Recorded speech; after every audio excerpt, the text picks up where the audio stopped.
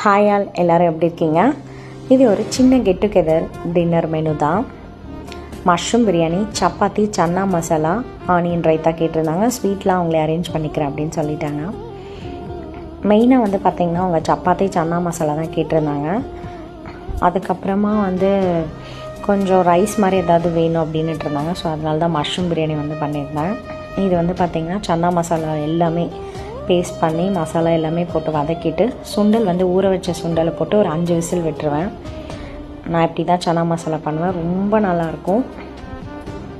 ரொம்ப ஹெவியாகவும் இருக்காது, லைட்டாகவும் இருக்காது. சாப்பிடும்போது நல்லாயிருக்கும். சப்பாத்திக்கு ஃபில்லிங்காகவும் இருக்கும். 2-3 சப்பாத்தி சாப்பிட்டாலே நமக்கு வந்து ஃபில் ஆகிடும்.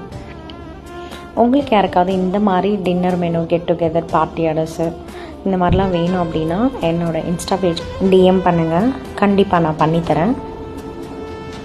பாய். இன்னொரு வீடியோவில் பார்க்கலாம்.